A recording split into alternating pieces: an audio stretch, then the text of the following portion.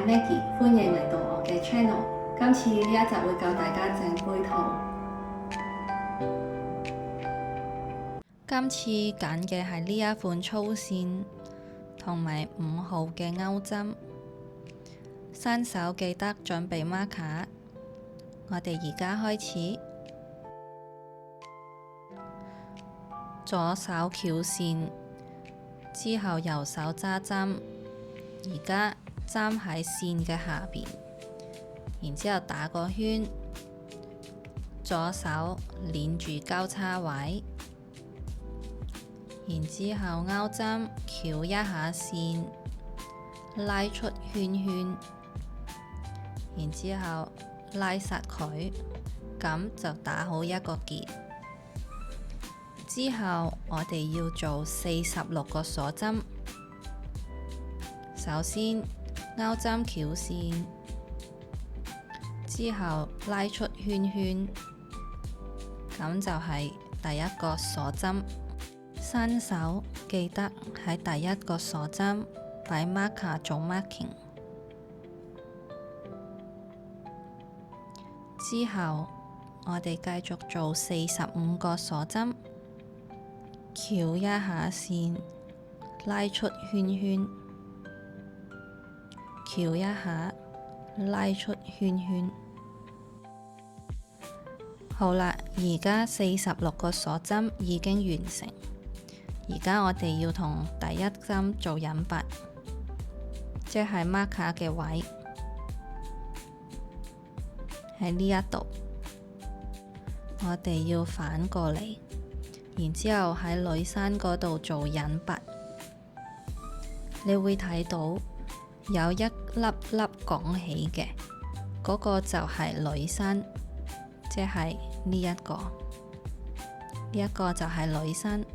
我哋會喺呢一度做引拔，之後每一個女生度做短針。呢一個就係女生，我哋喺呢度入針，之後鈎針翹線，拉出所有圈圈，呢個就係引拔。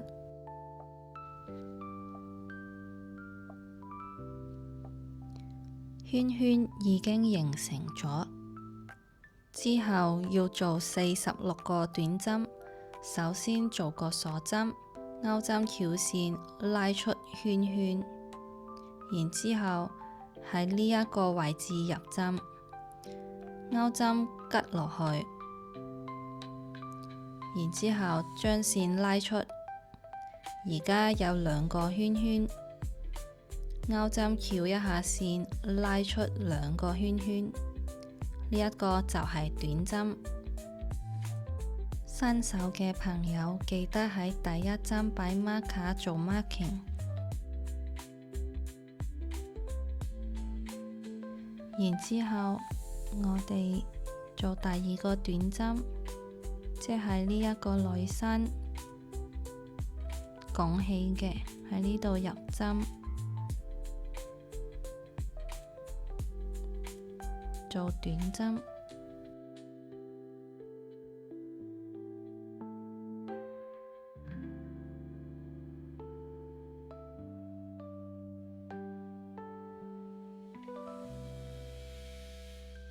做完46個短針之後，同第一針，即係呢一個位置做引拔。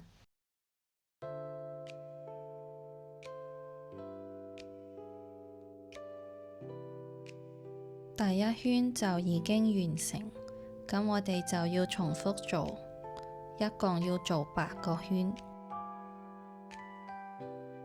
8個圈做完之後，我哋要做 handle 嘅部分。首先做個鎖針，然之後我哋要做4個短針。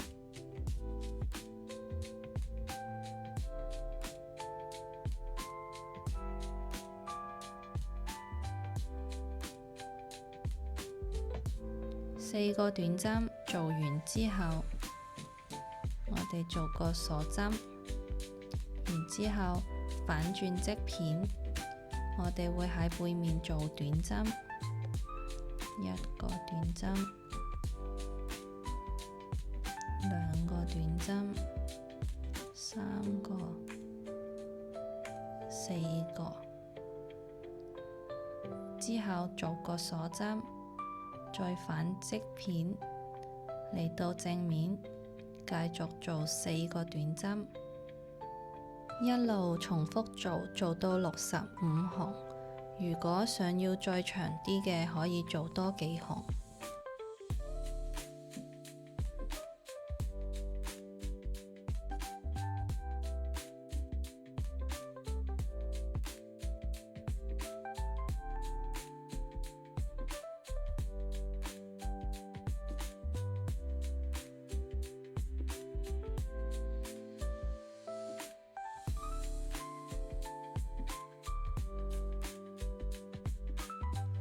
65行做完之後，我哋可以度下係咪自己要嘅長度。如果長度 OK 嘅，就可以將條線剪斷。記得剪之前要預留長少少，因為要攞嚟做縫合。